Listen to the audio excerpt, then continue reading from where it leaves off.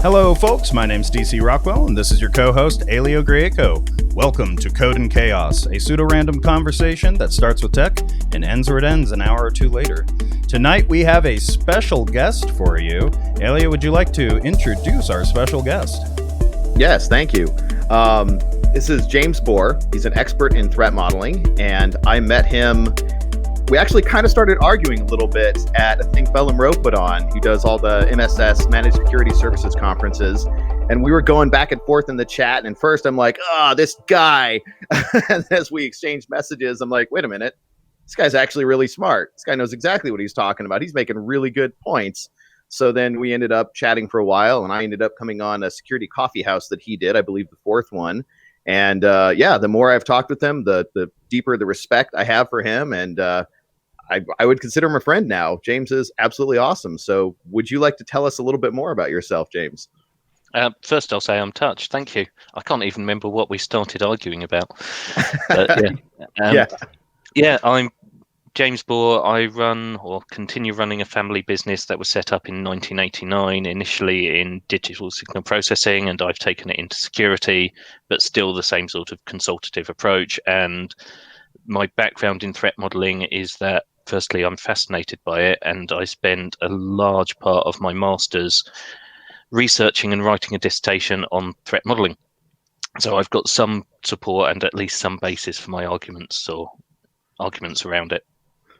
Yeah, excellent. And I also was really impressed because there was something we were talking about, and I have a project that I'm working on that I can't share a lot of details, NDAs and all that, but it involves post-quantum cryptography, and I'm working with a PhD cryptographer. So I'm really pushing myself trying to keep up with the cryptographic stuff as well as the quantum computing stuff, which is all incredibly complicated and unintuitive. And one of the things we were talking on, I remember James was mentioning some issues and some misconceptions. So I believe you have a far deeper background in quantum computing than I do in quantum physics. So we'll have to do another episode sometime, but if there's anything you want to mention briefly about that, feel free. If it counts, I dropped out of university partway through studying physics, so that's probably where the background comes in. Okay. Before we get started, James, would you like to explain to some of our listeners out there who might not know what threat modeling is in general, and just give a quick overview of what that entails? Yeah, I've got classes in this that take anything from a couple of hours to 5 days, but mostly I can boil it down to about 20 seconds. Threat modeling is a structured, formal way to look at a system you are building and say what threatens what I'm trying to achieve with this system, what weaknesses in the system exist that those threats could use, and what impacts would that have. There you are. Excellent. Threat modeling in a very small nutshell. That's very concise. So Nice. Tonight you'd like to talk about threat models for cryptocurrency. What interests you in threat modeling cryptocurrency, and how did you get started with that? I like to threat model everything I can. I've done threat modeling of policy frameworks and marketing campaigns, so cryptocurrency was a fairly obvious one to jump into there. And it's an interesting one. There's a lot of the same sort of threats that you'd look at with currency in general. There's not the same controls and mitigations in place against some of them. And then you've also got the flip side of it, which is cryptocurrency as a threat itself. Okay. Indeed. Yeah. So, what do you mean by cryptocurrency as a threat itself? Because that's, I think that's very interesting. And what do you have to say about that? Okay. Firstly, I'll say that I always kick myself when I say this thing is a threat, because it's not. The threat is the people behind it, the people who want to misuse something. So threats always come down to people. But cryptocurrency is used as an attack vector against people. Everyone's come across the cryptocurrency scams. They are just another form of advanced fee fraud a lot of the time, or plain old pyramid schemes. But then you've also got the ICOs, which are not coming from the best place, as an example, encouraging people to invest money into an ICO, which is never going to go anywhere. So cryptocurrency is an attack vector for threats out there who want to profit at other people's expense. Wow, that makes a lot of sense. So, and that actually reminds me of something that I like to point out, because I saw an ad on LinkedIn a while ago for ethical hacking tools. which I found incredibly amusing. Well, just outright hilarious. I cracked up, and I'm like, there's no such thing as an ethical tool. There are tools like a hammer, and you can use a hammer to build something, or you can use it to attack and murder someone. The tool is just a tool, like you're saying with cryptocurrency. The application of it is where it becomes ethical or unethical. So like you said, it's always the person, the actor behind it, never the tool or the technology. Those are always amoral. There isn't morals in technology. So if we're talking about threat models to cryptocurrency rather than cryptocurrency being used as an agent of some sort of scheme, I don't know how best to put that. Where do you start? Where do you like to start with talking about threat models to cryptocurrencies? There's all sorts of different ways that you can do threat modeling. There's all sorts of systems out there. I like to start with a very basic thing, which is firstly, make the threat personal. So what are the threats to cryptocurrency? Who wants to attack it or attack its users? Who are the threats against it? And they are people. They might be organizations. Organizations are people. That's giving you the motivation, which is a really useful place to start, because then you know that, for example, Mars or the Martians do not want to attack cryptocurrency because they couldn't care less. Whereas someone else does because they want to uncover details of a particular transaction. Once you've got that, you can then move on to the type of attacks they might use. And really, if we're talking about security and we're talking about information security, which we are, then the model I like to pick out if we're doing initial very fast threat modeling would be the Parkerian Hexad, which is essentially the CIA triad. So the CIA triad is confidentiality, keeping something secret, integrity, keeping something true to itself, and availability, making sure it's available. But it adds 3 other properties to that, which are authenticity. So not just is the information unchanged from what I expect it to be or what it should be, but also is it from a trustworthy source? Then there's utility. Is it useful? It doesn't matter if it's kept secret, if it's got integrity, if it's available, if it's got authenticity, if it's no use to anyone. And finally, possession or control. So it might be that, yes, you've got all of the other properties, but someone has physical or logical control over the asset, over the information. And that's a problem in itself. So the idea of the Hexad is that it breaks down to atomic properties.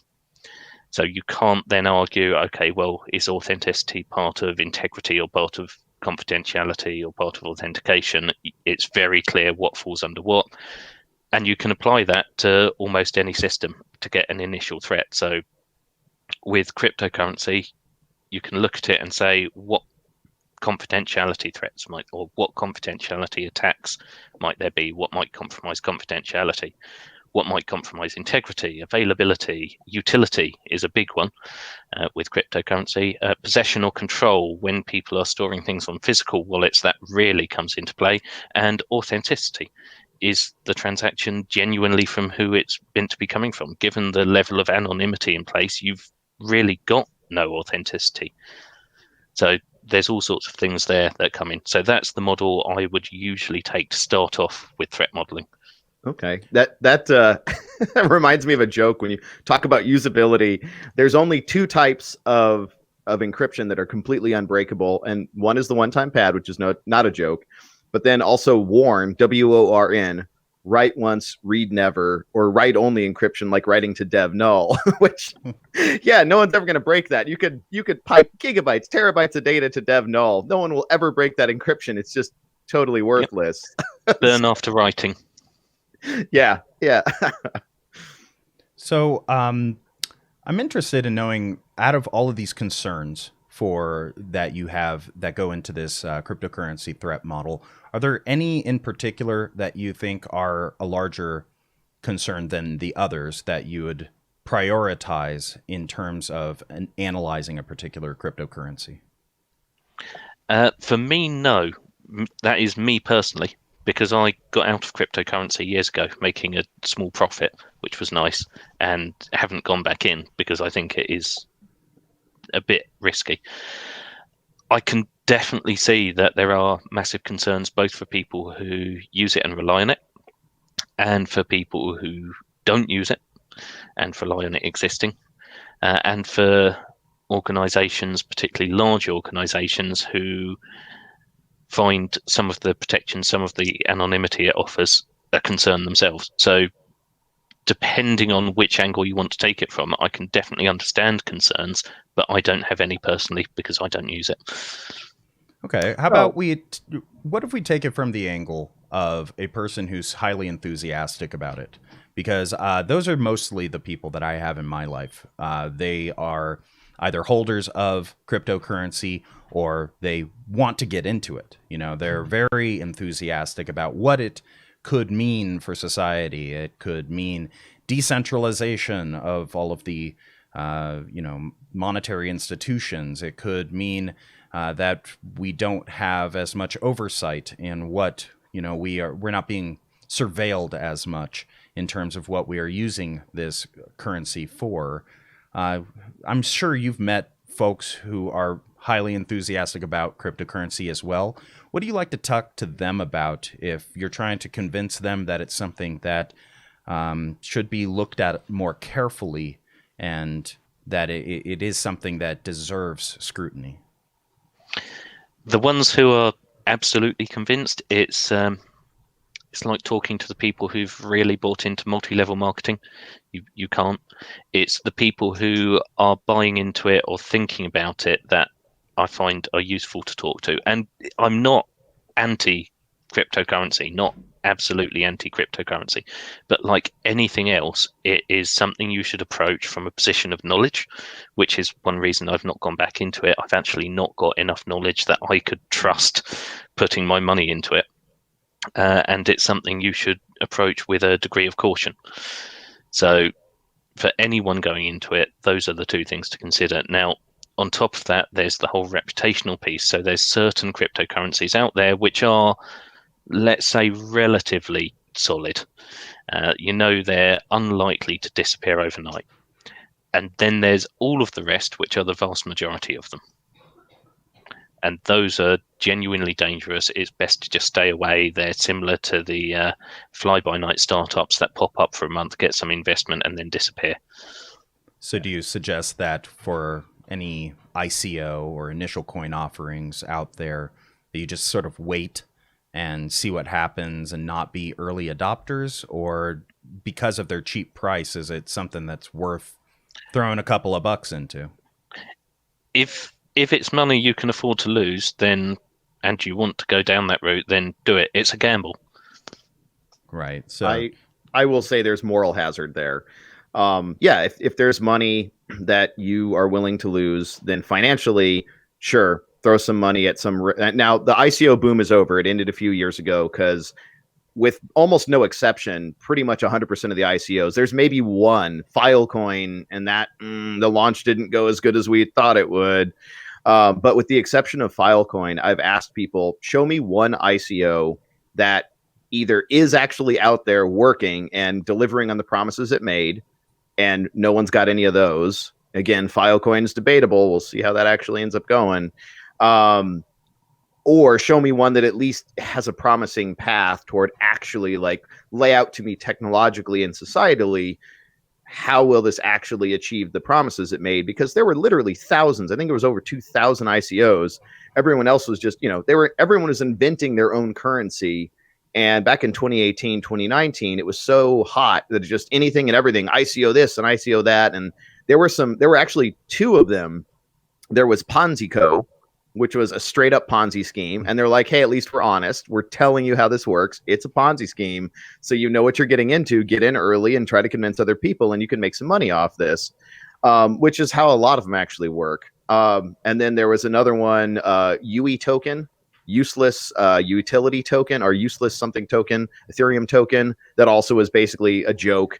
And then my favorite was the ICO, which was initial corn offering, which was a way of investing in corn, because they're corn's been around for millennia. And anyway, so most of these, though, that aren't actual jokes, I at least respect those because they're being honest.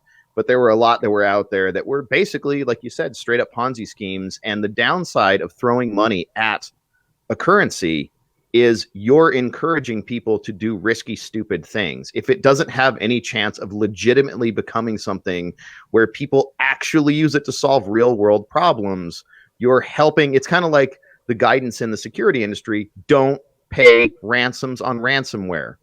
Invest in good backups that are offline and don't pay the ransom, because when you pay the ransom, you're helping fund criminal organizations that are in human trafficking. They're in all kinds of horrific stuff. And if you pay, you are at least maybe not legally culpable, but you're helping that exist. And I would say because of the rampant fraud in ICOs, my personal position is if you invest in an ICO, you're part of that. You're part of this really, morally deficient area. Because I have yet to see one other than Filecoin. Again, maybe the jury's out on Filecoin. Let's hope it goes somewhere good. But I'm open to anyone. Name one besides Filecoin that you can even say might be okay at some point. I'm interested in this juxtaposition between gambling and investing. And so it sounds to me like, James, you're taking the position that, ICOs really are a gamble. What about more established coins like Bitcoin? Do you still consider holding onto Bitcoin to be a gamble, or do you see it as a legitimate investment that is, it has the same sorts of risks as things like the stock market and other kinds of markets? I would have said up until a few months ago that, with Bitcoin, yeah, it's an investment. It's just a bit more volatile than the stock market. Given recent events, I'm not sure it's more volatile than the stock market anymore. I think the stock market may be catching up. I've not been checking it recently. But my view of investment generally is that there's always a risk. There's always a gamble. There are no guaranteed returns. Yeah. The difference is Bitcoin is volatile. You may get bigger returns. Some people make a lot of money off it. Most people will lose money in it. So the way that the gamble works is that a few people will get very rich. A few people will do very well. The vast majority of people will lose between something and everything that they put in. Could you expand on that and explain to maybe some folks who are interested in maybe getting into Bitcoin why you would think that they're more likely to lose their money than to make money? There is a whole statistical model that I would love to go into, but I need a whiteboard and about an hour to refresh my memory of it. But essentially, if you look at coin flipping and you look at a certain level of return for each coin flip, you will find that there are people who are extremely lucky. You will find there's a small number of people who are a bit lucky, and the vast majority will actually lose most things, most of the stuff that they've put in. I would need to refresh my memory of the exact model, but It does work out that way when you're saying there's a binary option, you gain a bit or lose a bit. Are you talking more about day traders, folks who do more rapid sorts of trades, or do you also think that applies to folks who just hold on to the coins in expectation that the artificial scarcity of the coin is going to make it more valuable in the future? Interestingly, that particular model applies most over the long term. So people are more likely to win over short term because you're more likely to get a short run of good luck. And if you get a short run and get out, then you're not going to face that general downward trend. Now, with Bitcoin, honestly, it doesn't seem to really reflect genuine value at all. It's purely what people will pay for it. I know there's a whole philosophical argument around fiat currency that some Bitcoin people are going to start throwing at me over this, but ultimately it's not tied to anything valuable or useful except what people will pay. So it's purely based on the belief that people have in it and how much money people are throwing into it, which means that at some point you have got the risk that people just say, this isn't actually worth anything. What on earth did I put money into this for? I can't use it. It's useless to me. If Bitcoin loses utility, it becomes worthless instantly. Yeah, I believe that in economics, that's called the greater fool theory. The idea that someone will come along and give you real resources for a thing. At some point, there'll always be a greater fool than you. I guess we should probably, since we're talking about it's tending toward intrinsic value, we should talk about what is Bitcoin. We didn't do that a little earlier. So I'll give a brief description. And the gist of Bitcoin is it's a really energy intensive global system to own a uselessly large number is the 10-second version.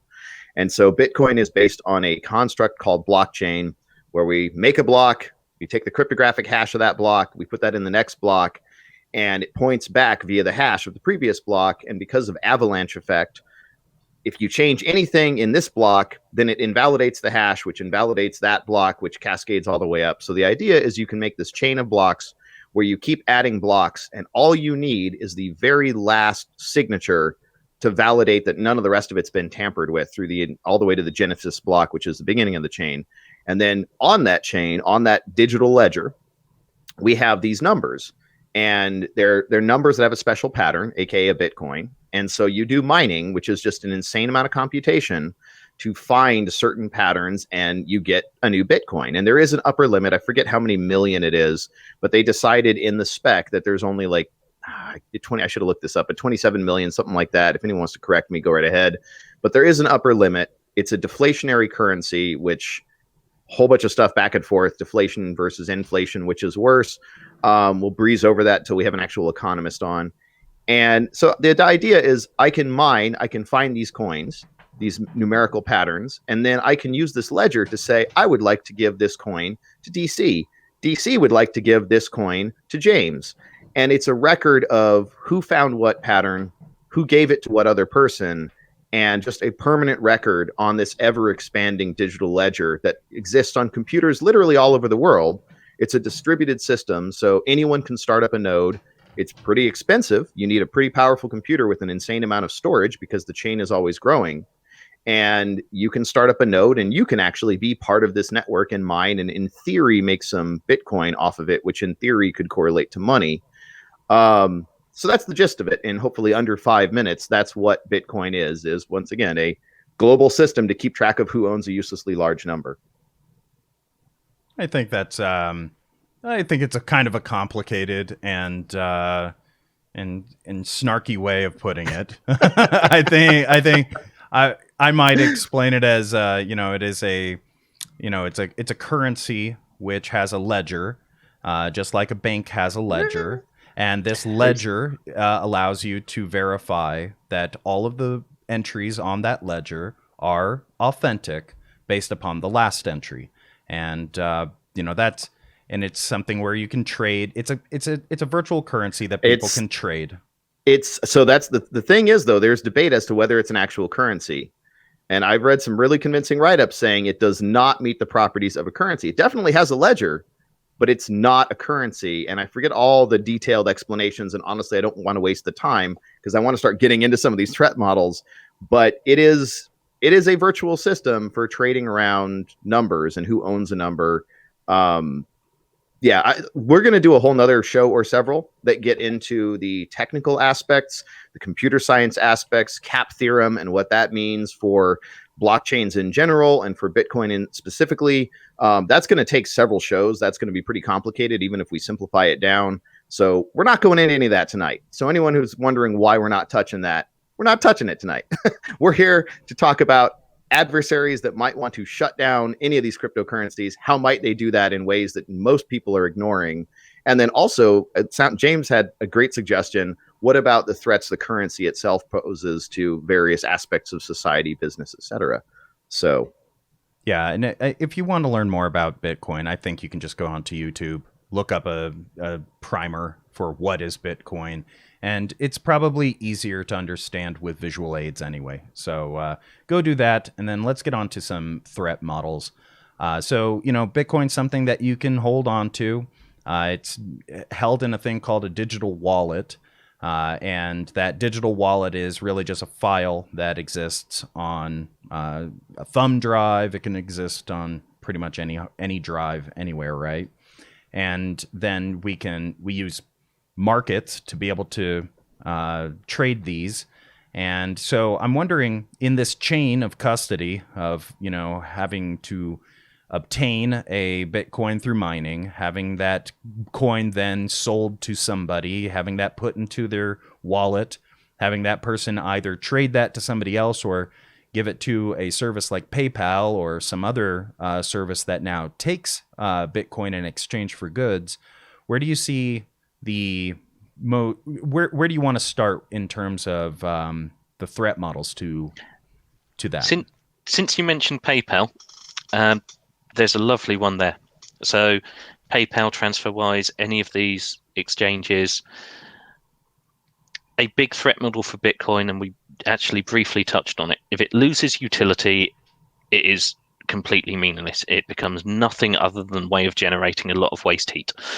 So its utility comes from the fact that people use it as a medium of exchange. People use it as a medium of exchange because, for whatever reason, it's more convenient for them than cash or electronic transfer. Electronic transfer, there's all sorts of anti-fraud things, there's all sorts of legal tracking around them, so you can imagine why people want to avoid that. And cash, well, given what's going on at the moment, we're pretty much hitting cashless economy really quickly, so that's becoming useless for everyone, and you can't send it over long distances except through the post, which you're advised not to do. Mm-hmm. Can't think why. But if the utility of Bitcoin is entirely dependent on people accepting it, and that's largely dependent on exchanges. So if PayPal don't accept it, mm-hmm. It's got no value for someone who wants to do most of their exchange through PayPal. If a particular exchange doesn't accept it, if an exchange goes down, utility's gone, it has absolutely no value. So the biggest threat really to Bitcoin would be people not accepting it, people not allowing it to be exchanged for something non-virtual, non-informational. And that's happened in the past too, with like the tulip craze, for example. Yep, that's happened. That's likely going to happen again. I'm sure at some point nation states will start looking around and saying, once again, we're not too sure about this. Maybe we should just ban it. There you go. Your entire model is gone overnight. So that's a threat model you can't do much about, frankly, or that's a threat you can't really do anything about because it's completely outside the control. There is no technical vulnerability. There is no mitigation you could put in place to deal with that. That is an existential threat to Bitcoin. Yeah, and that's something you see frequently where people love to say that, oh, it's decentralized. The government can't do anything about it. It's like, what do you? Of course they can. It's really easy to just ban it because Bitcoin, the ergonomics of using Bitcoin directly are terrible. So if you've ever tried to buy dinner outside of a handful of places that are super over enthusiastic, you can't just buy a pizza with Bitcoin. And someone's going to point out, oh yeah, these companies, sure, it's finally kind of catching on. But if you go to any random pizza joint that's not like a major one or one that's really enthusiastic, the chances you can actually buy a pizza directly with a Bitcoin, extremely small. Probably not going to happen. Now, there are ways around that. You can use a little card. There's actually like a little Visa card that you can go and you can pay. And at the moment that, you give them a certain amount of your Bitcoin and they'll convert that to US dollars or whatever your local currency is where they operate at the moment you swipe it and buy the pizza for you in US dollars. But buying stuff directly in Bitcoin is relatively rare and doesn't happen that often. So, and this goes to, again, some of the stuff you need. When you talk about the wallet earlier, the wallet is a private key file. You generate a public-private key pair, and that's what allows you to cryptographically move Bitcoin from one account to another. You're basically re-encrypting it, saying this person has this coin right now on the ledger, and you can kind of hand it over to someone else, give them digital custody. But that's complicated, and there's downsides. I don't know how much we want to get into threat modeling of the wallet, but I think we will, in terms of like, what if you lose the paper? What if there's some threats that aren't even actual threats, just downsides. I've met people at DWeb 2, Decentralized Web Summit 2 in San Francisco. I met two people, one who lost the thumb drive that had the wallet. So he lost, and that was back then. Bitcoin has climbed insanely in the last month. Jesus, we're up to almost 40K now per Bitcoin. So these are numbers based on years ago, and he lost $250,000. And then there was someone else who had probably just over $1 million worth of Bitcoin that he had the key file, he had the wallet, but he had, because Bitcoin wasn't worth much when he got the Bitcoin, he had gone through and used good security, and he had generated like this 36, 40 some character random password and forgot the password. And so buying enough cloud computing power to try to brute force that password would cost at the time more than the Bitcoin was worth. And even today, I don't know where all the numbers on cloud compute versus a 36 character random password. You still might just do a little better than breaking even.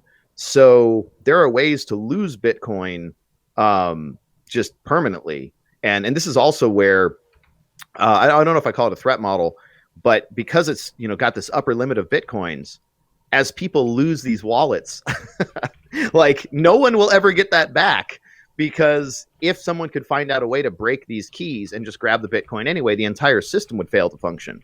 Everyone would just be stealing Bitcoin from everyone, and your utility drops to absolute zero as soon as it becomes possible. Just yank away someone else's Bitcoin and the crypto fails. So anyway, how would you classify those? Are those threats or weaknesses, or those are weaknesses? The threat is, frankly, that sort of leakage that you just lose these wallets, you lose the coins. So yeah, those are definitely weaknesses. That's a vulnerability in the system. The ones you're talking about, I think it's in Wales, there is the most valuable landfill in the world because someone accidentally threw out a hard drive which had access to either 500 or 5,000 Bitcoin in it. Yeah. They did go to try and find it, but by then it was already in the tip. So yeah. Aren't there like explorers that go through this dump looking for it, and they analyze the layers, try to correlate that to the particular date, and there's basically people who go trash picking at this dump on a daily basis, right? Probably, yes. It was a few years ago. I don't know if they still do, but certainly for a while people were. And my understanding is it was a disk hard drive, and so it should be sealed. Because it was relatively new, and it's probably a gas-filled hard drive, so it's probably hermetically sealed, and it may have survived all this time if you can just get those cylinder or those platters out of there. Yeah, it may have done. I mean, whether it's worth digging through the entire tip to find it, I'm not so sure. As long as no one threw away a whole bunch of neodymium magnets with it. It's probably faster to go out and mine for gold. So losing the Bitcoins are definitely a threat. Are there any interesting scenarios that you don't think people think of very often in terms of how they could lose those Bitcoins? I mean, you talked about losing it through the mail, accidentally throwing out a hard drive. Is there anything that most folks don't know about an unexplored threat model there? I think that one's actually fairly straightforward. You're talking about an availability threat, and honestly, that's fairly straightforward. Something gets broken, something gets lost, or something gets stolen. Or you get a power cut at a bad time, or something gets corrupted. But those are fairly standard. Those are the same sorts of things we deal with business continuity. They're the same sorts of things we worry about with service availability. There's nothing particularly special or unusual there, except that it's probably the most expensive password you can forget. Yeah. Although I have one other Ouroboros type threat to consider here. What if you don't have your stuff backed up offline, and the drive you have your Bitcoin private wallet on gets ransomwared, and then they're asking for Bitcoin? That is an interesting one, yeah. It's like an Ouroboros. It's Bitcoin eating itself. We want the Bitcoin we just locked away from you. I imagine the answer to that one is that you send them the file to decrypt, because they'll decrypt it and send it back so you can transfer them the 1 Bitcoin, and they definitely, in no circumstances, would they just decrypt it and steal the lot. Yeah, right. They'd never do that. Well, they probably would have to decrypt it and send it to you, because hopefully you have that file encrypted. So they'd have to decrypt, take their layer of encryption off, send it back to you so you could take some of your encryption off. And yeah, but that's a fun one. So I guess it doesn't matter where you're storing this wallet. If it's on a hard drive, thumb drive, you're putting it in the cloud, you're writing it down in a huge volume, very carefully. It seems that there's always the chance that you can lose it, and that's pretty straightforward. So what about the chain itself? What about the transactions? Because I've heard that there are ways that you can attack the blockchain itself. I've heard something about like a 51% attack, and I don't really know much about that. Are there other kinds of ways that folks should legitimately be worried about in terms of, because it seems like the promise of Bitcoin or the promise of blockchain is that this is impossible to do. That this ledger is immutable. You should not be able to do this. So what are your thoughts on that? Let's quickly go back to the wallet for that one. Because there is another angle with the wallets, and that's if we're looking at confidentiality. There's no denying people use Bitcoin because they want to remain anonymous, they want to be able to transact anonymously. That means the existence of a wallet is a potential identifier which breaks the confidentiality model. So if someone can discover your wallet, they can tie you to every single transaction you've ever done. So that's another potential one there where disclosure of the wallet, disclosure of your identity or set of identities within the blockchain do threaten confidentiality, not just of you, but everyone you've ever transacted with, because you could then pattern match against it. So there is something there with the wallets that they are your identity. There is a huge confidentiality issue. Yeah. The 51%, I'll hand over to Elio for, because I think you can probably explain it better. I have a link I'm just trying to, while you're talking, send to DC in the background. I had a little thing that I forgot the name of the command to automatically send to him. There you go. Put that link. Actually, I don't know where we're going to pull up stuff right now. I'll just mention it. Right. But before we get off now I lost my train of thought on what you were just talking about, the wallet stuff. Oh, so there's a distinction, a really important distinction that needs to be made. People talk about anonymity or authenticated, communication, and there is a middle ground. And so Bitcoin, when people say Bitcoin is anonymous, that is completely 100% false. Bitcoin is pseudonymous. So when you generate that wallet, like you said, it effectively becomes your identity. The only thing that makes it even vaguely smell of anonymity is tying that pseudonym to your actual identity. In theory is hard. In reality is not that hard. And so pseudonymous is very different than anonymous, especially if you're talking about if you did something stupid and you paid for illegal drugs on, the Silk Road, for instance, just a hypothetical that actually isn't, then you can go back, and because this ledger is ever growing, it's immutable, it's there forever, which is the whole marketing. There are some caveats there, but let's just go with it for now. You can go back, and if you can link that wallet to an individual, there's a permanent record that you bought drugs from a dark web market. Well, in this case, just a website. So that's a problem. This idea that you can't link, you could just anonymously, cash is anonymous. Cash is super hard to trace. Bitcoin is not anonymous. It's pseudonymous. And it was in the beginning when law enforcement had no idea how to do chain analysis, it was pretty hard to trace. But because it's there forever, chain analysis is not that hard. There's a thing in court called chain of custody. And it means like the data that you're presenting, who had access to it. And you have to prove that what you're presenting in court actually, like the bits on this drive, the person we're charging with the crime actually caused those bits to exist in that pattern on that drive, because otherwise it's not fair to jail them if those bits were there not of their own actions. They didn't commit the crime. But Bitcoin, because it uses strong cryptography, there's no question it was you. The whole thing is cryptographically secure. So if they find your pseudonym and are able to link that to you, they don't have to do any work for chain of custody. It's like, no, you bought drugs or illicit substances or whatever you did. We could show cryptographically that you transferred funds to someone who was doing illegal things. And there's no way, you can't argue like, no, I didn't. It's like the cryptography says you did. I mean, taking that one, here's a threat to someone who does want to do something illegal with Bitcoin, which I'm fairly sure is in use. Set up a marketplace, give people the opportunity to buy.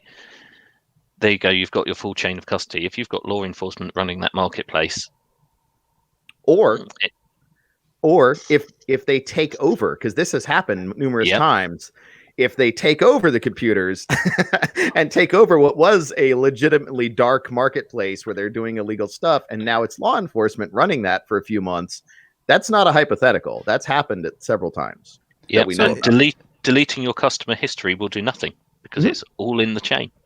Which is everywhere. So the threat is in being having your purchase history exposed, or I can imagine we're talking a lot about like illegal purchases, but I can think of a lot of reasons why people wouldn't want their normal bank, ledgers available online for people to see, like which political parties that they contribute to, or seeing, what weird magazines they subscribe to.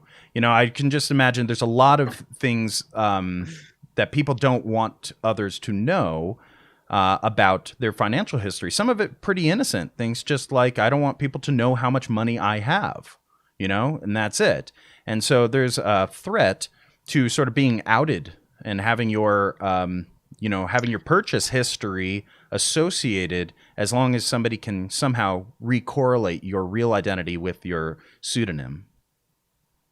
Yep. The main difference is with a bank or with a shop or anyone else, they have a certain duty of care. They've got their own reputation to worry about.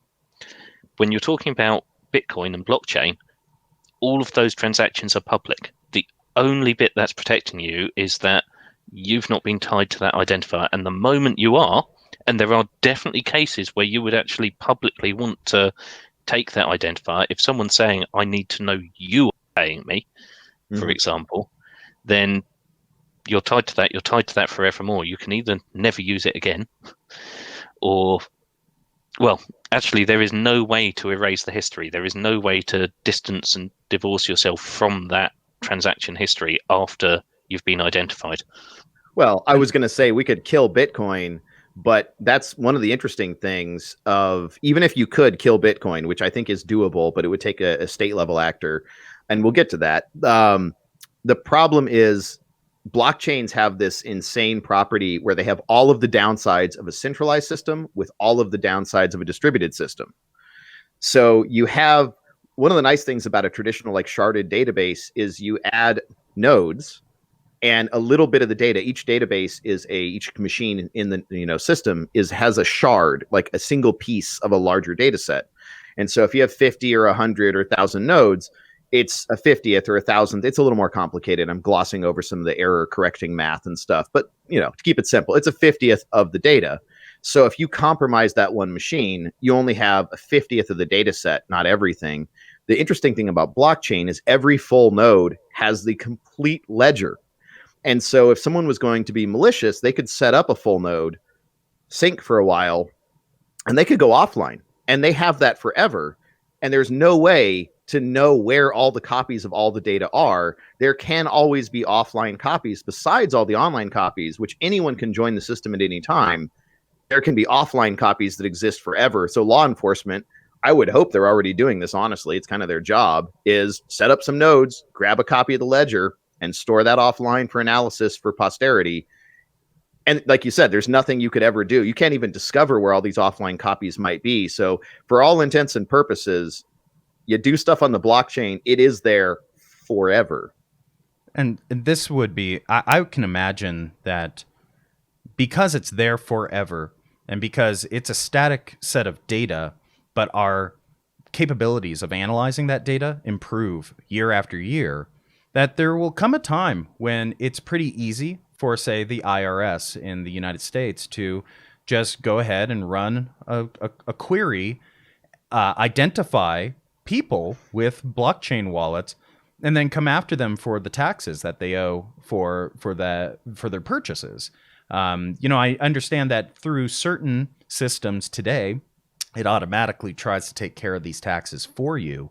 There was a long time when people were making large, movements of coins, and what I'm wondering is whether or not they're going to be taxed at the price of the coin back then, or at the price of the coin at the time that they do the taxing. And I'm not sure how that all works. I do know in the United States they have 10 years to collect taxes. Yeah. And after that, you can't collect them any longer. But that also just creates a stronger incentive for the IRS to spend a little bit of money on developing these systems so they can catch these folks before that 10 years is up. There's one other side to it as well, which is, yes, your wallet effectively identifies you, but that's all that identifies you. There is really not much that guarantees authenticity, and I briefly spoke to you, Elio, about this.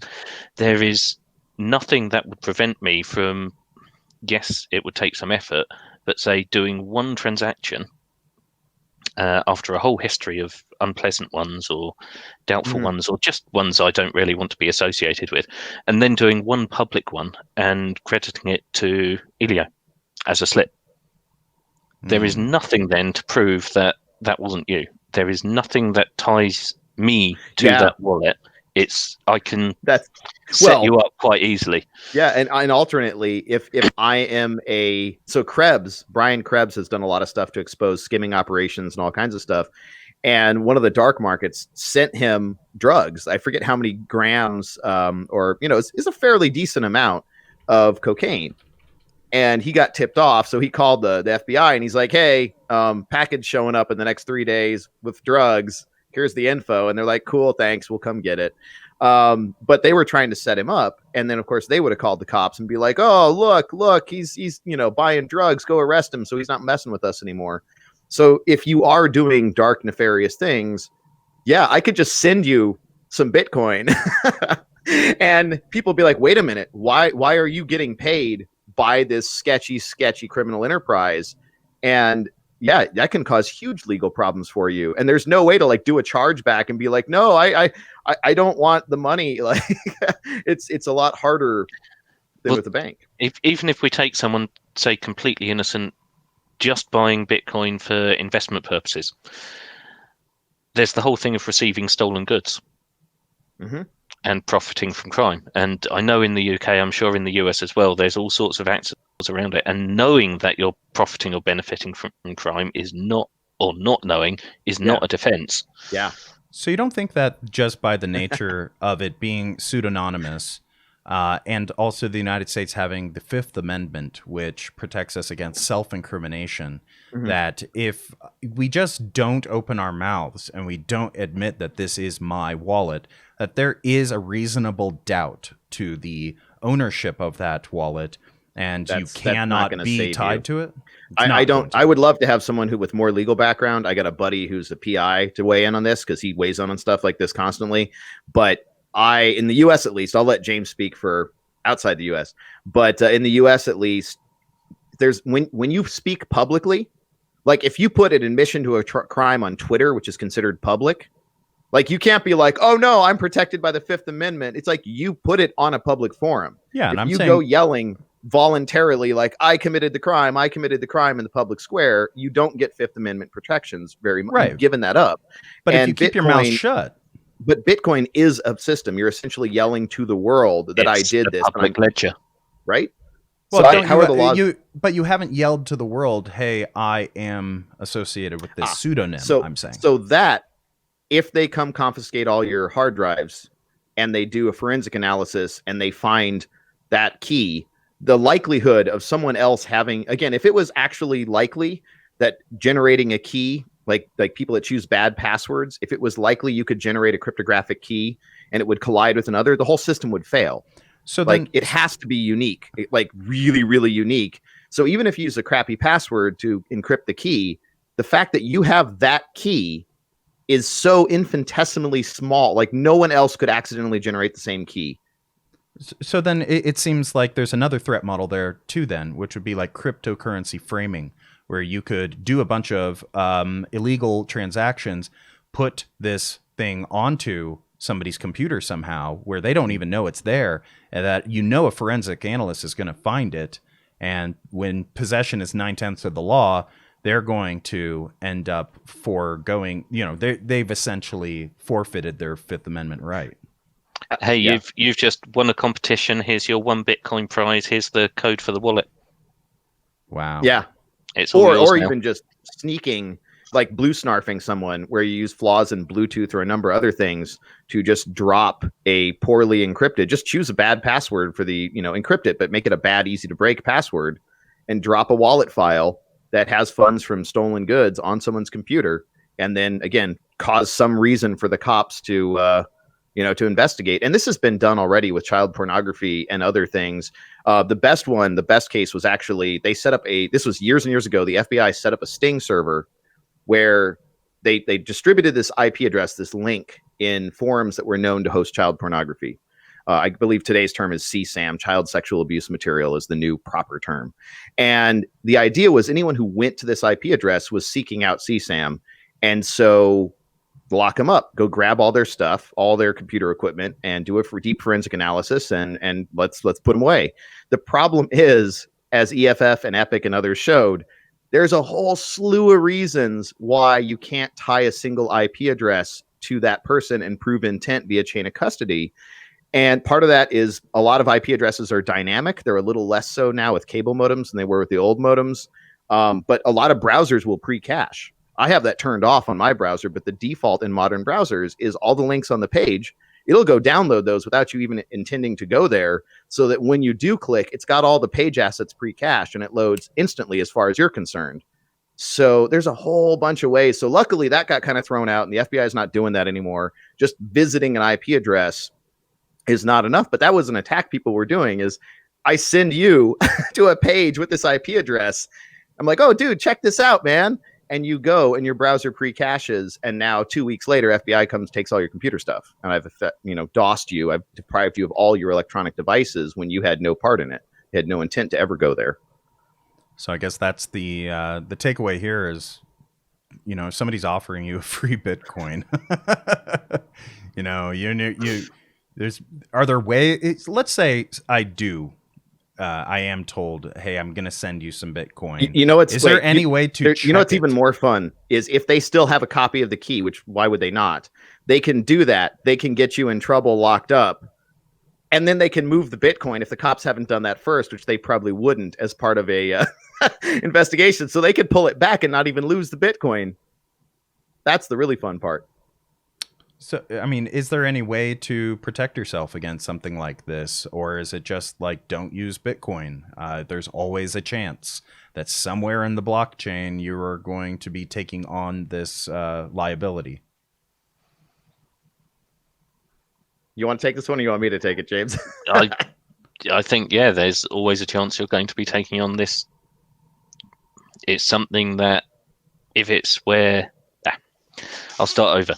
If someone has the motivation to frame you, then using Bitcoin, you're always going to face that threat. It might be a very small chance, but if someone has the motivation to target you for something like that, the threat exists, the attack vector exists, it is a risk you are accepting by entering into that world, entering into that system. I mean, does this have a real world, I'm sorry, not a real world, but a classic currency counterpart in, for example, accepting stolen bills or something like that? I mean, to me, it seems like you'd be more this is something that has to have been an attack in classic currency that they already protected against. I am not a lawyer, but the Proceeds of Crime Act, there are defences, there are various things. The main point is that it's not something where ignorance is a defence. There's various things you should do, but you're expected to do sufficient due diligence that you're not ignorant of where the money came from. If you're doing a bank transfer or something similar, you have got defences because there's all sorts of governance, there's anti-fraud. How effective it is or not, I'm not going to go into, and whether it might vary between banks and challenger banks and so on. But the regulation exists. There is a framework that protects you. It is a regulated market. If someone tried to frame me with a banking transaction, it's not my fault for accepting that necessarily, because the regulated framework has failed. It's a whole set of rules which are meant to protect me, and they have failed. And so I can use that as my defense. With Bitcoin, firstly, you've not really got the history and you've not got the governance over it. The whole point is that you haven't got the governance over it. So you've lost that level of protection. Would you consider that, for example, could there be another threat in just legal ignorance? So, for example, there's probably plenty of attorneys in every major city that have a very keen understanding of currency law and those kinds of laws that you're talking about. But wouldn't it be harder to find somebody who could properly defend you when you were talking about cryptocurrency? And then wouldn't it be even harder to find a judge that has a full understanding of blockchains and understanding these threat models? At least for now, right now, doesn't it seem like it would be much harder to make your case that you weren't involved in this thing based upon a highly technical detail that possibly one or both of the attorneys and the judge might not understand? Yeah, you'd struggle. I mean, we'd still struggle with cases around data protection, and that's fairly well established now. So, darn. I guess that's a pretty grim view of Bitcoin, at least. I mean, I'm assuming this can be associated with just about any blockchain related system that could be used for criminal purposes. It can be associated with any blockchain like system or associated system where you've got pseudonymity. Pseudonymity. So easy to say. Yeah, pseudonymity, I think. One of those. But it vanishes the moment you're tying an identity into it by design. Gotcha. So, I mean, is this just something... I guess Bitcoin wouldn't be interested in a identifiable system because part of the design of it is like pseudonymity. There's a lot of people who consider that to be a feature, not a bug, right? I can see the problems with trying to argue that you should identify everyone in Bitcoin to prevent people being framed for crimes they didn't commit, because there's going to be a lot of people who don't want to be caught for crimes they did commit. Right. Yeah, but the irony is that you cannot build a system like this. You have to, at a minimum, have pseudonymity. You can't build an anonymous system because then you can't link any two transactions together. And then how do you know it's the same person who has access to that actual wallet? So it's impossible technically to build a system like this and do any better than pseudonymity. And the best we've actually, I guess, Zcash and Monero try to do mixing and whatnot and try to do these transactions where you can put money in, mix it all around, and try to break the links mathematically, which is really hard to actually pull off. Yeah, we used to call that money laundering, but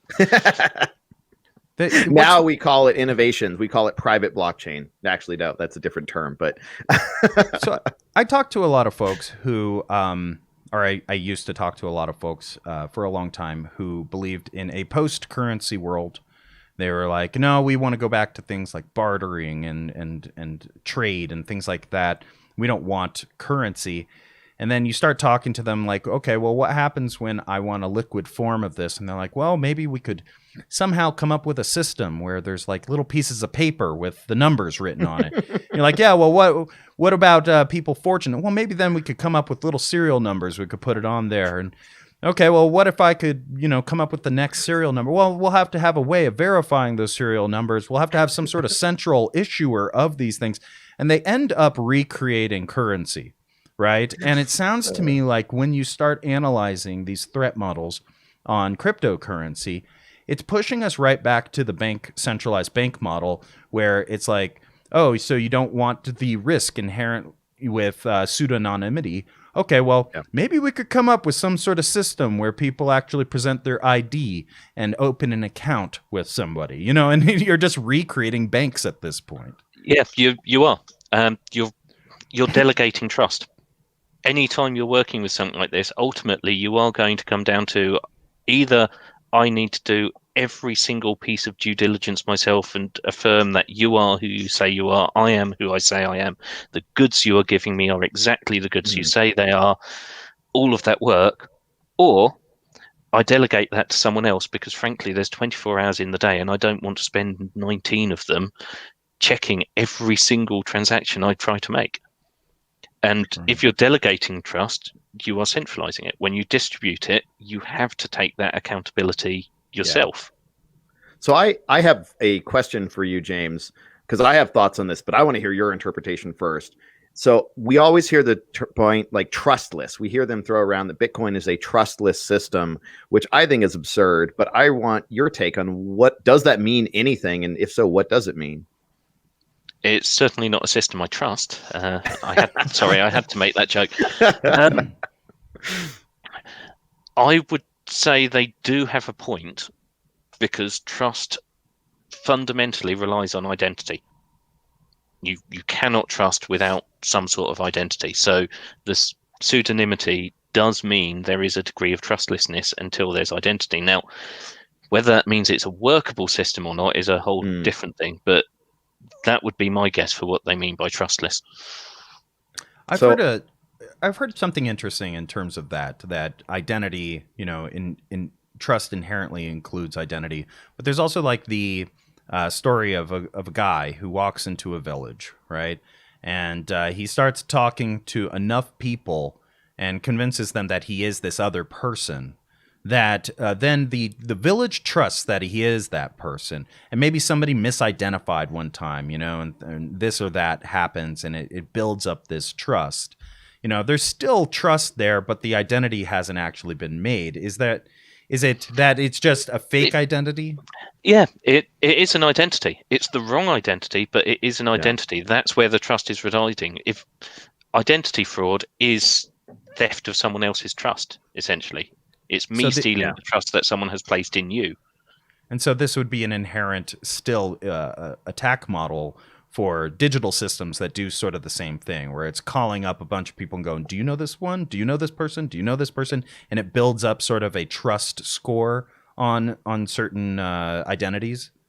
Mm-hmm. Okay. Yeah, it's an impersonation issue. It's an impersonation attack. Gotcha. So what I like to do, so you were talking about threat modeling and some of the stuff behind it at the beginning, and there's a thing that I don't know if this is an existing term, but I like to use the term trust mapping. And let's map out in a system, where does the trust reside? And so when we do a trust map of blockchain and Bitcoin, what we find is that it's a temporary membership group amortized trust model. And that's a really fancy way of saying what we do is people can come in and leave the system whenever they want. And maybe ethereal membership is better. But then we trust that at least, the not the majority, it doesn't even actually have to be a majority, the 51% attack that we'll get back to, it really only ever is maybe a 34% attack.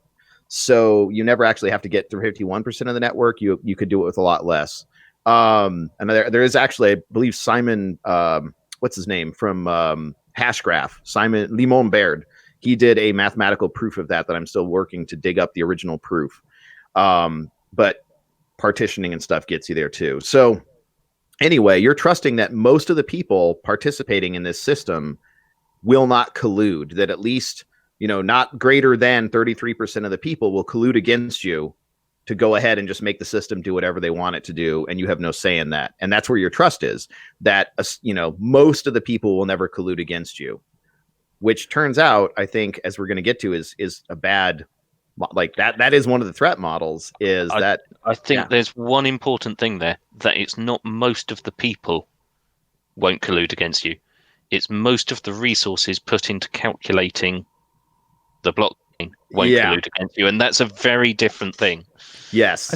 I think this is a good segue because we talked first about like wallets and holding on to the coins. Then we talked about the chain, which is the ledger. And now it sounds like we're moving into the mining or the processing of this network.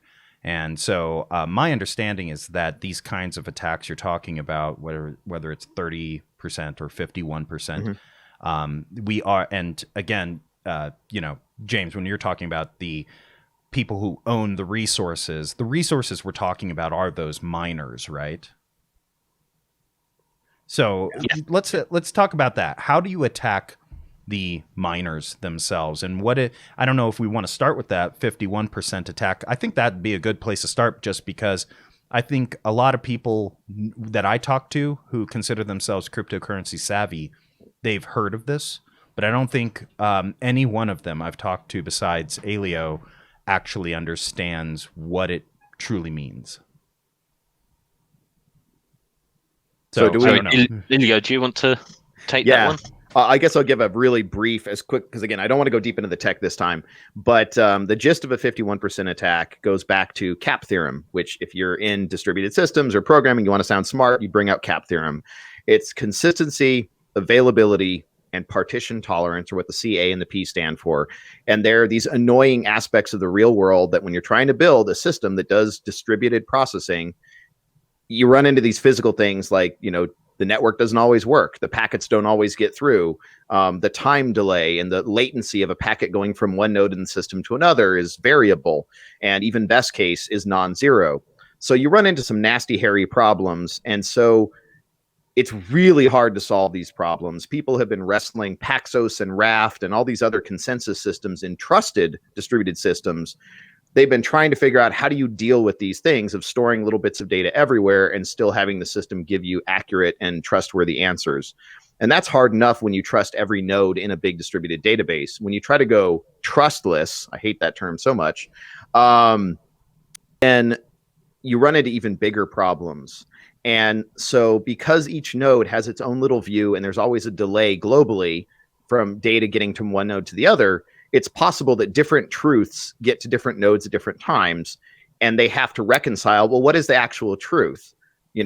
This person told me to change this value to this person told me to change this value to that. Are they both true? Is one of them true? How do we figure this out? And so the latest state of research on this is what's called CRDTs, which have nothing to do with blockchain, but they're conflict-free replicated data types, and they define really specific mathematical constructs so that when you mush two different pieces of a CRDT together, you always get the same outcome. It doesn't matter if you take A and B and mush them together and mush in C, or take A and C and mush them together and then mush in B.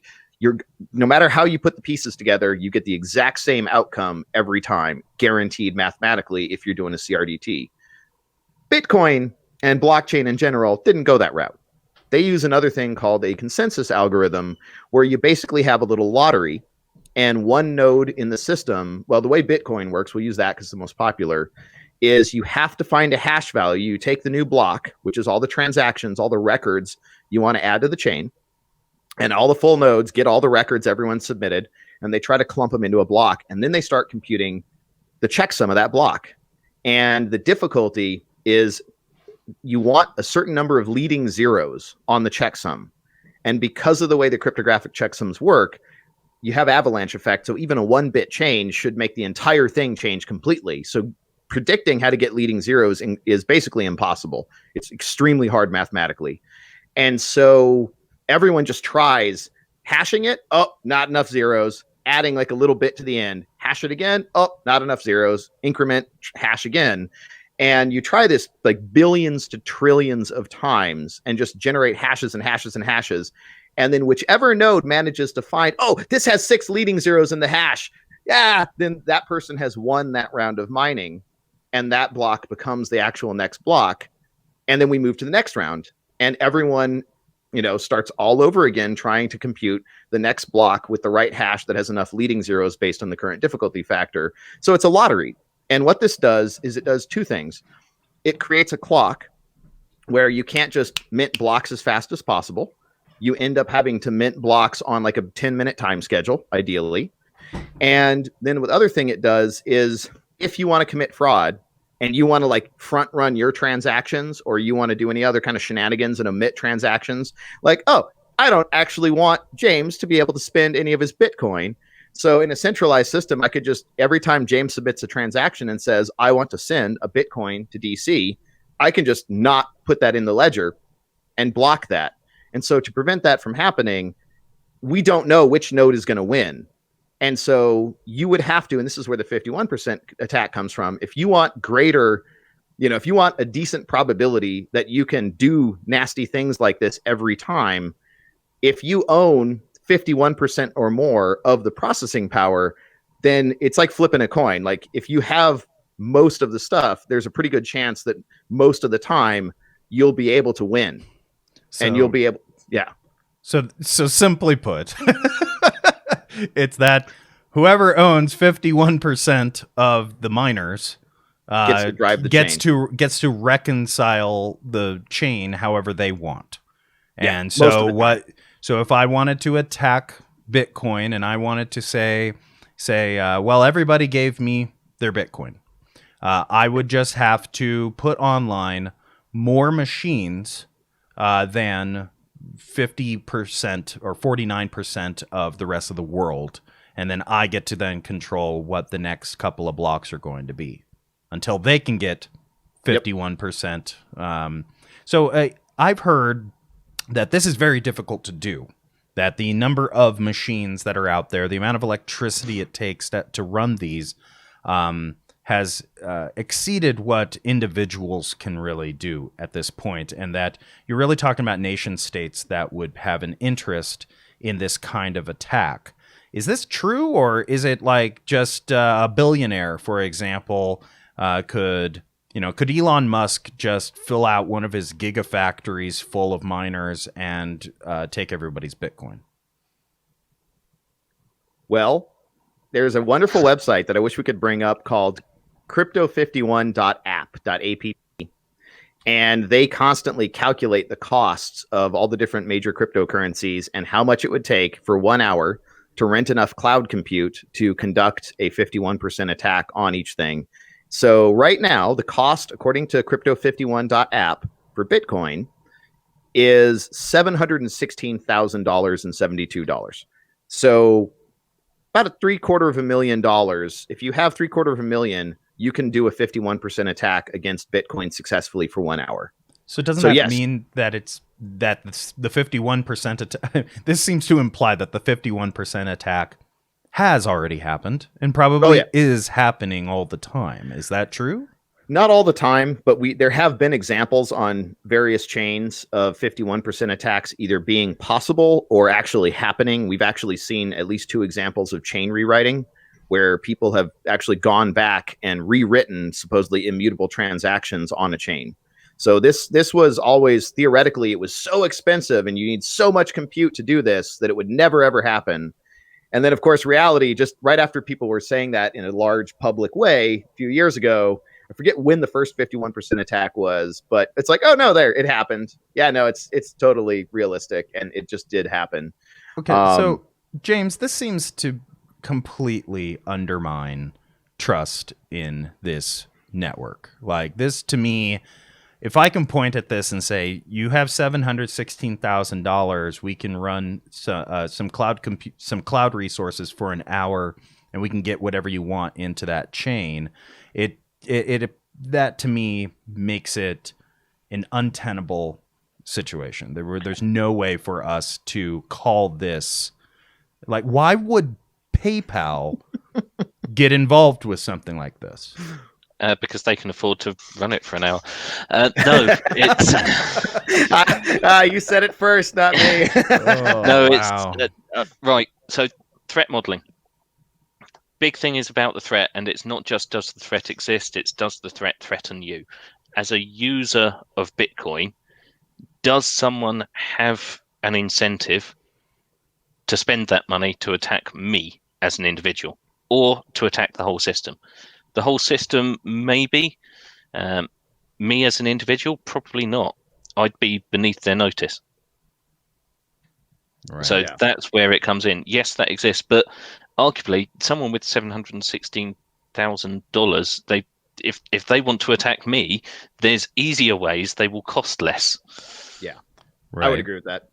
But still, that I guess most of any financial systems really got a backbone of very heavy accounts, right? People who are moving around billions of dollars, and this seems to be a cheap way for me to get, to affect people who have billions of dollars. If you're paying $700,000 in order to possibly gain back, multiples of that, that doesn't seem like it doesn't affect everybody. There are some people who it does. Yeah, there are some people it will affect. It's a cheaper way to do it than setting up a fake bank. But then again, less of the money is on Bitcoin. So if you were really targeting those people, there are actually other ways you could do it, and they might give you access to more of the resources. So I'm not saying it's not a cheap way to do that. I'm sure it happens. I'm sure we will at some point hear stories of how it happens, but it's not the only way to do it, and it might not be the best way. Right, because I mean, doesn't that tie back into this pseudonymity? Because if they do pull this off, it seems like it wouldn't be hard for a nation state with unlimited access or unlimited resource, virtually unlimited resources, and a Five Eyes intelligence service to figure out who did that, and to do they even have? I guess one question would be is, does a government even have an incentive to go after these kinds of crimes in the first place? A government probably doesn't have an incentive to go after these kind of crimes, particularly. They're very expensive to go after. The people who do have an incentive to go after them will be private organizations. So folks who were burned, they lost a bunch of money, but they still have a lot of resources, would hire the Pinkertons to go and investigate this for them, or some other security agency, some private intelligence agency. Yeah. All right. Well, where does this bring us, though? Well, it's another thing worth saying. One of the more interesting consequences that we've seen in, anyone follows some of the cryptocurrency stuff, is when you have these boom periods like right now, where the cryptocurrency is like straight to the moon, everyone wants to get into mining. And so you have people buying massive amounts of compute, eyeing warehouses that are close to power stations, especially where there's cheap power. You saw a big boom in the Nordic countries, in Greenland and whatnot, where the ambient atmosphere is quite cold. So, running a lot of compute generates a lot of heat. And so it's partly having enough electricity, and then partly having enough cooling to make sure the computers don't melt. So if you can basically open the window and just blow outside air in, and it's cold enough to keep the computers happy, that's advantageous. So again, a lot of stuff in the Nordic countries and in Greenland. Now the problem is, when all these people buy all these massive sets of computers, and then mining becomes less profitable if there's a dip in Bitcoin, then they're losing money running the computers. So they just turn off a whole bunch of them. They don't generally just sell them back. So suddenly when there's a dip, the mining capacity globally drops temporarily.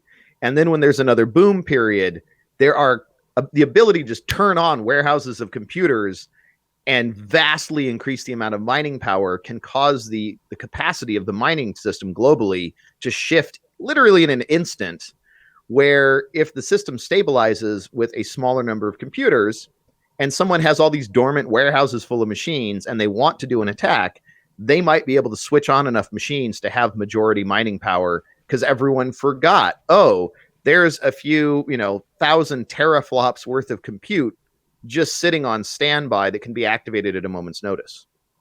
So there's something else important in that, though, because what makes Bitcoin have these boom and bust isn't something inherent within Bitcoin.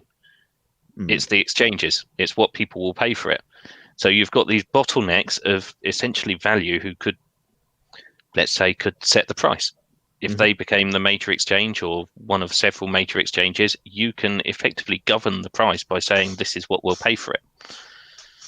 And at that point, you can dictate, we'll have a bust now and switch on the warehouse while we're at it. Gotcha. There's actually been some good analysis of this happening multiple times already. It's a little too detailed to get into on this episode, but yes, people have done phenomenal mathematical analysis. Well, this is not a theoretical. Let's go very simple. We've got market manipulation of the stock market. Every stock market, it happens. Bitcoin is a lot smaller than the stock market. It's also a lot easier to manipulate. I think there's not really an argument about whether market manipulation is going on there. Yeah. No. When I was part of when I owned Bitcoin. I owned 40 Bitcoin at one time. I can tell you now, I've come to grips. I've come to a place of peace and serenity with this. Seeing the price where it's at, and knowing that I sold them at $500 each, Did really you buy a does. pizza? I paid rent. But I had 40 Bitcoin at one time, and I lost a lot of them because I found these Twitter accounts where they were doing these things, these pump and dump schemes, basically. And so somebody would say, "Oh, buy now." Everyone would buy, and then this dude would tell everybody, "I'm about to sell it all," and he would dump suddenly, right? And I didn't know anything. I didn't even know this was illegal in regulated markets. I had no idea what it was. I just was younger and I had these Bitcoin and I was like, hey, an opportunity to get more Bitcoin. I'll follow this Twitter account. And, so I guess this is just proof that, even from the earliest days of Bitcoin, because I bought mine at $40 each, they were there was a lot of market manipulation going on even back then. And today I can only imagine that it's more profitable. So one thing I'd like to talk a little bit about, which would bring us back into the realm of cryptocurrency as a threat to, say, society, for example, is I used to live in Colorado Springs. And in Colorado Springs, they had the Intel chip plant that they built there. This Intel chip plant has been converted. Intel moved out because it was built for a particular nanometer architecture. And then they built a whole nother plant for another one. And they sold this. It sat there for many years, and nobody had a real good use for it. But some very wealthy crypto miners came in and bought it. And they filled the whole dang thing up with GPUs, or I guess nowadays it's ASICs, but still, they've filled this thing up with chips. And you just Elio, you made me think of this because I realized, wow, this is a plant which has its own power generation. It's going to be very, very cheap, comparatively to buying it from a grid, because Intel needed their own power in order to run this massive warehouse. It's also in Colorado, where for half of the year you can just open up the windows and you've got yourself some natural cooling. Yeah. It's a very cold state up in the mountains, and so what I'm interested in thinking about here is the electricity that's involved with all of this. It seems to me that if Bitcoin did lose its utility, for example, and it was just useless, we'd have to look back on the amount of watts that we had burnt, and the resources and the coal and all the emissions and just the loss of that power, going to these machines, which are essentially just trying to compute a useless number. And when we say useless, we're saying that it has no other use other than this one thing. It's to prove that you had done some work, and then it's totally useless after that. So my question is what do you think the ecological impact of these miners running all over the world? What is that impact? And to me, it seems absurd in a way that we are gambling our planet in a way on this coin having future utility, where if it lost utility, then all of that work was for nothing. You want to take that one first, James? I got thoughts on this one. I mean, it's around, I think, still the energy consumption of Switzerland. So it's effectively adding another country to the world. And when a country consumes energy, it is actually using that to do things. It's producing stuff, it is feeding people, it's housing people, it's keeping people alive. When Bitcoin is consuming that energy, it is literally consuming it. There is no value being produced anywhere It's not improving the world in any way whatsoever. So I think there's a very fundamental issue there. I could argue some stuff about pursuit of currency and capitalism and, wealth over everything else being bad, but none of it really comes down to the fact that Bitcoin and other cryptocurrencies are the only ones where you throw resources into it and get no value out at all. You just get a medium of exchange. Yes, you have to print money, but it's a lot cheaper. So I'm looking at digeconomist.net, and they have a Bitcoin energy consumption index here, and they give a couple of different indexes on here to give some perspective on it. And it says that the annualized total footprint of Bitcoin right now is comparable to the carbon footprint of New Zealand. The electrical energy is comparable to the power consumption of Chile.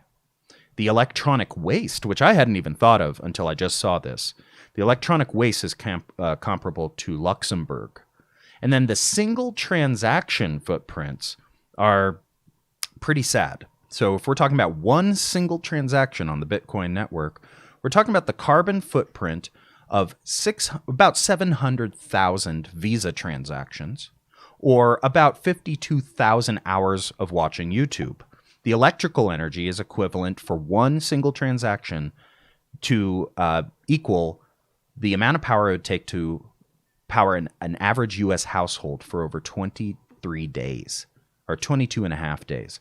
Then the electronic waste is the equivalent of 1.48 C-size batteries, or 2.10 golf balls per transaction. So every time a transaction is happening on Bitcoin, on the Bitcoin network, we're seeing the equivalent of 2 golf balls sized of electronic waste having to go somewhere in the world. Yeah. I really want to see someone, or I might actually sit down and do it at some point, work out how much distance that would cover if you put it in an electric car. So how far would you have to drive to make Bitcoin more efficient than just handing over the cash? Yeah. Oh.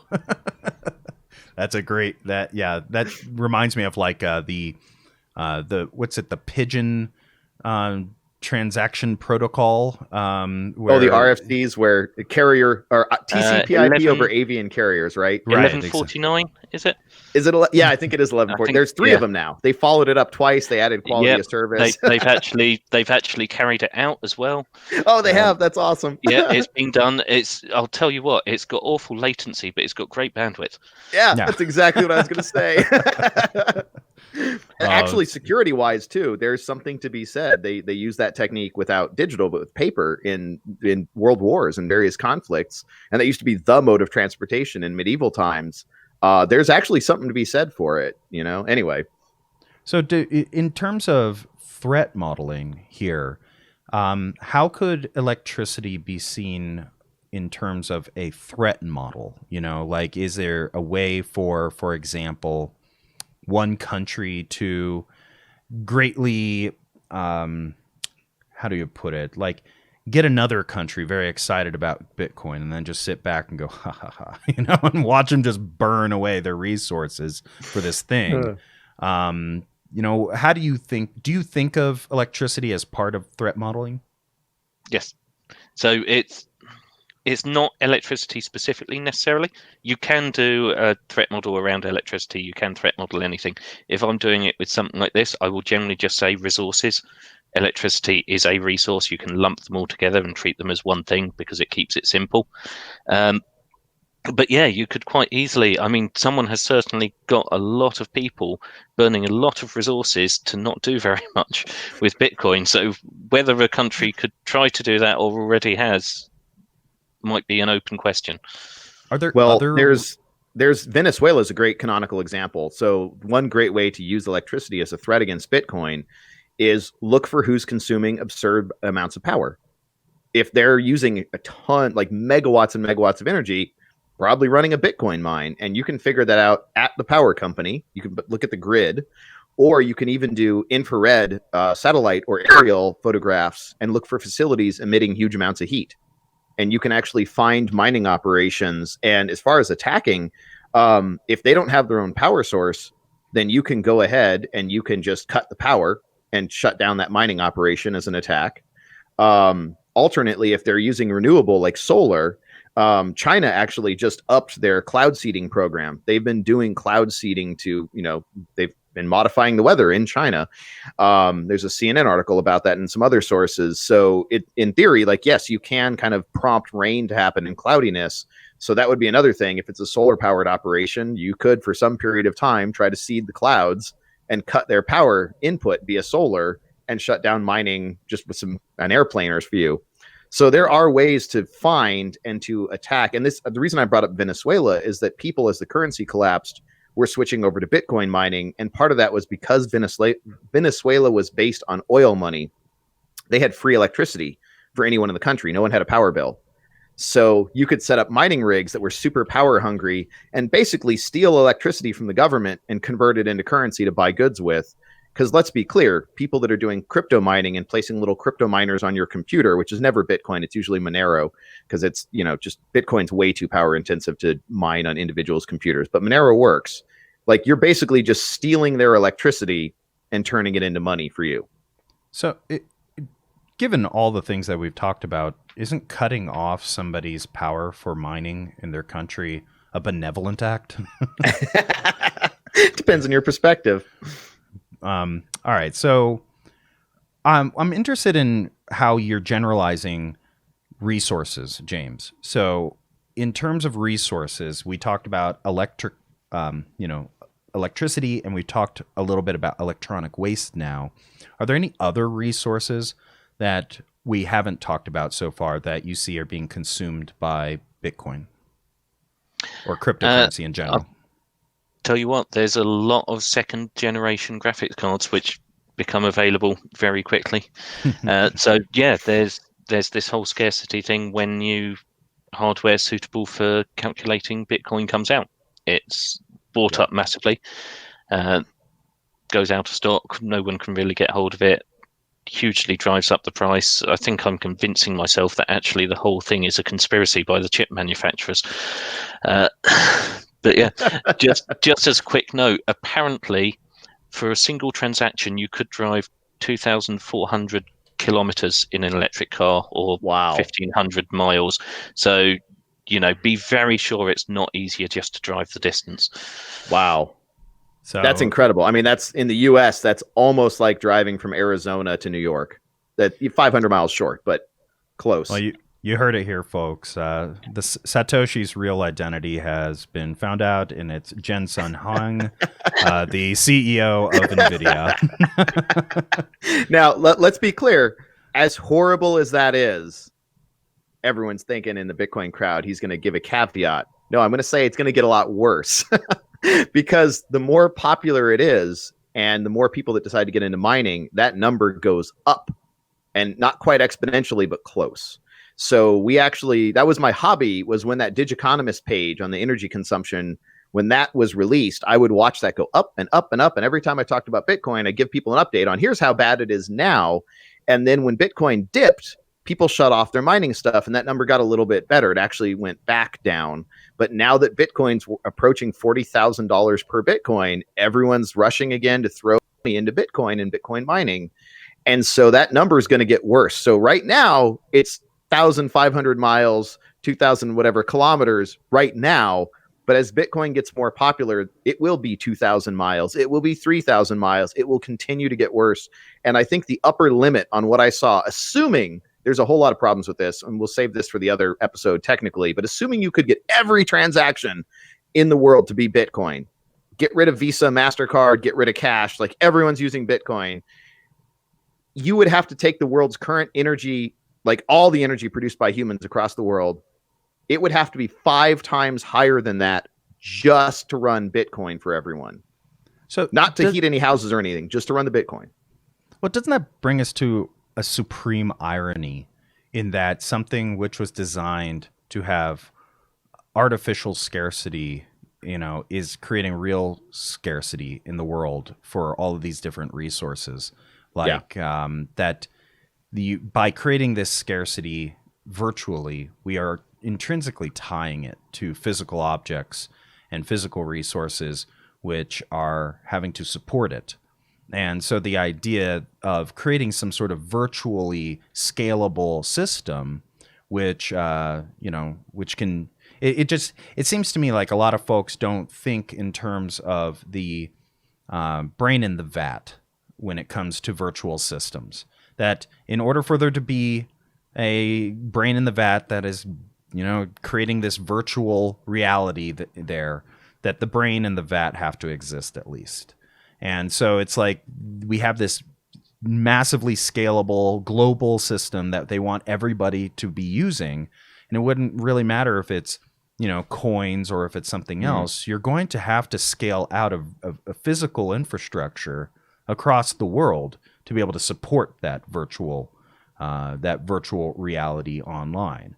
So to me, it's ironic that we tried to escape physical limitations by bringing things into a virtual domain, and yet we are basically trashing our physical domain in order to support it. All right. Anyway. Yeah. No. I have thoughts. I thought James was going to jump in, but I have thoughts there because, this scarcity is a thing we've fought our entire existence. We've always had scarcity. There's only so much land, so much water, so much, energy, etc. And the most perverse and outrageous thing about Bitcoin and really any blockchain, even the ones that aren't proof of work, are just not as bad, but still awful, is we are in the one domain where we finally escape scarcity. Modern computers work by copying data. It's essentially free. It happens so frequently. It's so cheap. So we have this domain where if I create a podcast like this, if everyone in the world wants to see our podcast, or everyone in the world wants to listen to a song, or everyone in the world wants to watch a video or read a poem, whatever it is, in the digital domain, we have an abundance-based system where one copy or billions of copies is basically the same cost once the system has been built out, which is, not all the way built out. Not everyone in the world has access to the internet yet, but it's grown quite a bit. And so to burn as much resources and waste as much compute resources to try to force scarcity back into a fundamentally abundance-based system, the only time we've ever achieved that in human life, in human history, to me, that's why Bitcoin is the worst idea ever. And not only that, we're not just forcing scarcity back where it has no business being. We're also, as you pointed out, DC, burning huge amounts. We're increasing scarcity in the physical world to do that, which is truly, I consider this like war crimes level bad idea. I'm going to go with one other threat to Bitcoin. So there's this whole thing that the bounty for mining halves just did in May last year, and probably about 4 years away. And that means the reward for mining halves, which means the economics just get worse and worse every time. Now, the big question is, what happens when that bounty goes away? Because it will. People are just going to switch it all off. Might switch it all off. The whole system could just collapse. It's time limited. Yeah. Well, what's even funnier though, James? That's a great point. If it got popular enough somehow where you needed it to keep society running, then the government would have to take it over because they're the only ones that'll do stuff like that without a profit motive. And so you'd have a centralization where the government runs all the mining rigs, and once again, it's controlled by the government, which is just hilarious. How is that? I don't understand how to reconcile that with folks who are just starry-eyed about these types of financial systems. Like, that to me seems like something that a smart person could have figured out. I'm not that smart, so I didn't figure it out. But it seems like a very smart person could have figured that out reading the Satoshi white paper. And they would have been like, oh, well, that's the inevitable outcome of this thing. Why would we want to do that? And to me, it's odd that smart people could see that this was the inevitable outcome of a system, which is that once it's too... if the system's going to consistently make the profit motive for running a miner go down and down and down over time, and we need more and more of them over time in order to do more transactions, that there's going to be a crossover point at some point where it's just like, well, that's just not going to work. And that is so obvious that I wonder, why did we choose to go through with it anyway? And is it really just will this be seen as the biggest scheme of all time, where certain people who in the very beginning had a bunch of coins were able to extract massive amounts of resources from society, and then they're just going to like walk away from this thing? I mean, does this just make Bernie Madoff look like a common thief? Only until the next scheme. Yeah. It makes Bernie Madoff look like an environmental genius, because he did the same thing and he wasted very little electricity, like billions of times more efficient than Bitcoin, and achieved the same thing. Damn, man. This is You should let him out of jail and get it going again, Madoff. Let's kill this Bitcoin thing before it wipes out the planet. And I don't see how the folks who are very enthusiastic could not see the inevitability of that, where it's like, well, they can. Like, for example, if we have not enough miners to be able to, if we don't have enough miners to support all the transactions that they want to do in the amount of time that they'd like to do them, that they would have to have a government entity, some centralized entity to take over on that, thereby undermining the very principles for why they got into it. You've got two types there. You've got the ones who do know that that's going to happen, and they will make their exit before that happens while it's still massively profitable for them. And you've got the ones who don't know and have been convinced by the ones who do know, who will be left holding the bag when they exit. So it is a Ponzi scheme then. Yeah, pretty much. Except this one destroys huge amounts of real resources. It's like the world's worst Ponzi scheme. And when I tell people it's the world's worst idea, and I'm like, let me calibrate, there are bad ideas like genocide I would put up there as one of our worst ideas ever, but it keeps happening. This is up here. The amount of damage it will do to humanity will exceed all of the... If you let this scheme go on long enough, all of the genocides together will do less human damage and have a lower human toll than Bitcoin eventually will have. The only way to stop that is to get out of it and stop this insanity soon. But the longer you let it run, the higher the toll. I've heard you say that a few times in our friendship, and I've always thought that sounded exaggerated. That sounded like, Aleo just, being Aleo. But after this conversation, I'm very convinced that this has the potential to be exactly what you're describing it as. That this is, we're watching a human atrocity unfold in slow motion, and we're watching that and we even started this conversation out as there's going to be very few winners, and then there's going to be a lot of losers. Well, you look at the problem we have getting everyone on this planet enough food and enough water and just enough resources to live. And we've invented this system that makes all of that, like, you use water for cooling. A lot of times you use water to cool server farms. You run big evaporator stacks. You're adding more heat to the... Now, I will say, saying Bitcoin is a global warming threat directly is a little bit of hyperbole, because the amount of heat being exhausted from the servers is pretty negligible. It's really... I would say the bigger impact is the amount of carbon being, like, if you're not using solar, if you're not using renewable sources, the carbon is a bigger threat to global warming from Bitcoin. Just the amount of energy generated and used is a far bigger threat than the actual physical heat being expelled.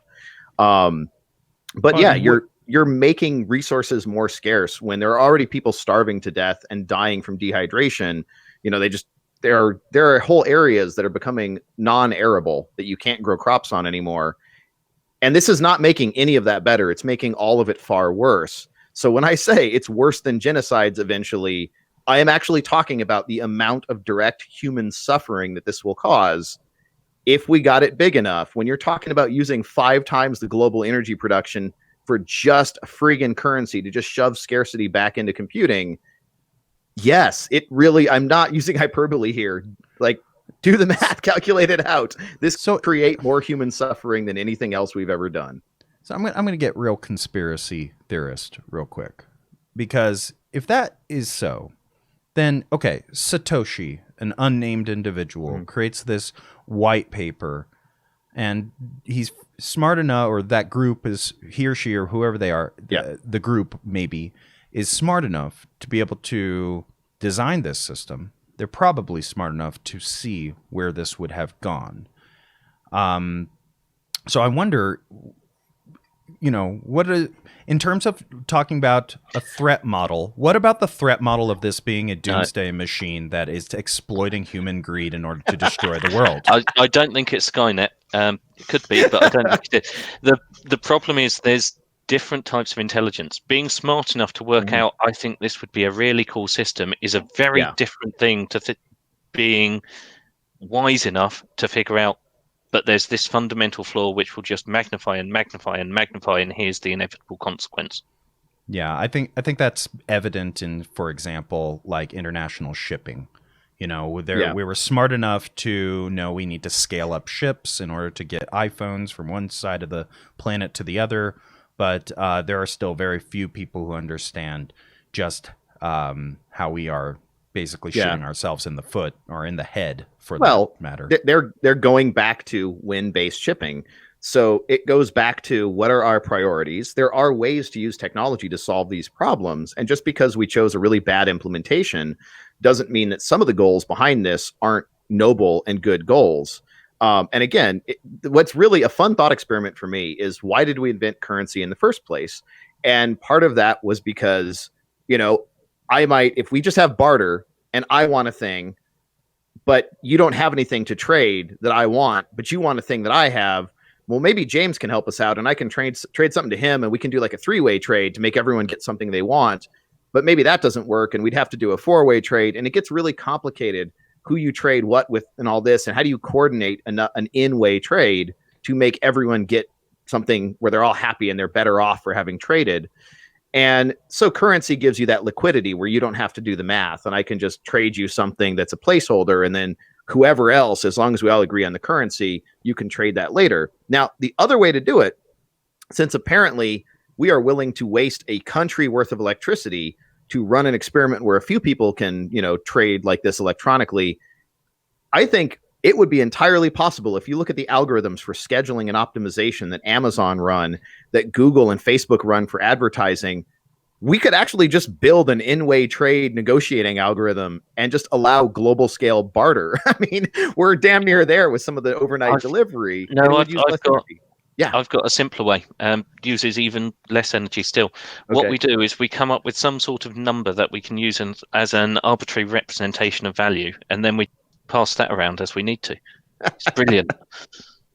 And all right, you might feel that I'm ripping you off, but I'm not going to burn the energy of a country to do that.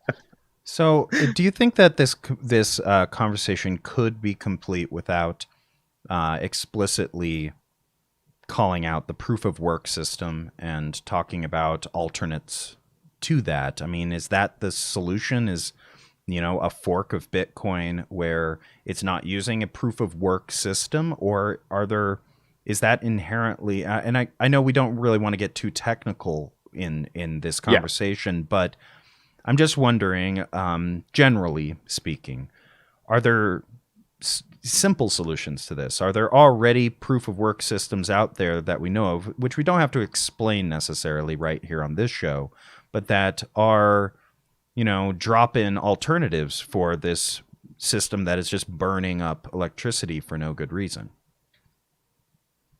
Yeah, I think it's more about having to try to shove scarcity back in is the bigger issue than the proof of work. There's proof of stake, there's proof of burn, there's all kinds of other proof of. All of them are inefficient. Proof of work is intentionally horrifically inefficient. And that's where your two biggest problems come from on the scarcity and resource front is deflationary. And that's why the mining has to halve, because there's an upper limit on Bitcoins, and you can't just make more to keep paying people for running the mining equipment. And by doing deflationary, you've trapped yourself. And then proof of work means you're going to burn an insane amount of And the idea was to make it hard and make it too expensive to conduct fraud. But as we've seen, that doesn't really work out that way in the real world. But the last thing, because I think we need to wrap this up here. We've almost hit the 2-hour mark.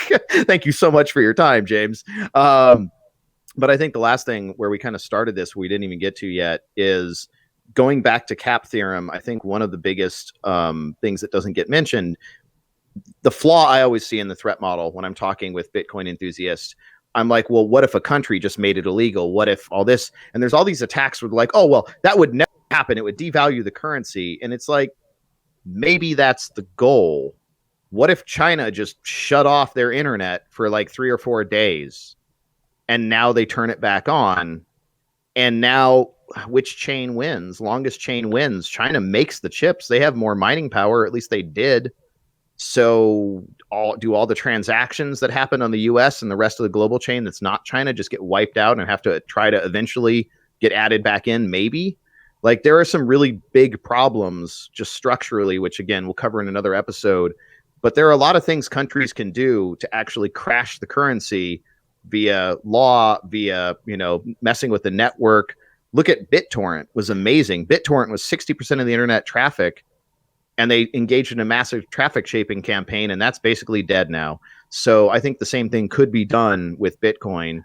So I'll leave it there just to throw those out there. I'm just going to ask quickly, because I don't understand that point of, well, that might devalue the currency. I'm trying to work out why a country would care. Yeah, right. At what point are they reliant on Bitcoin to the level where they couldn't just break it if they found a reason to? Yeah. I mean, they have their own currency. Like you said, why do they care?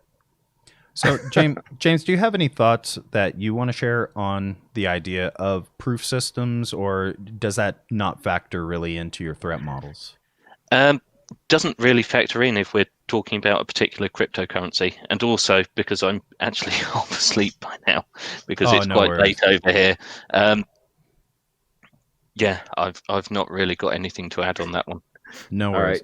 Yeah, let's wrap it up, and we'll find a time slot if we do another one where you can be nice and fresh and fully on your game. Because, like I said, we've had some conversations. This is my own fault entirely. I was up late last night playing poker, so I know that feeling.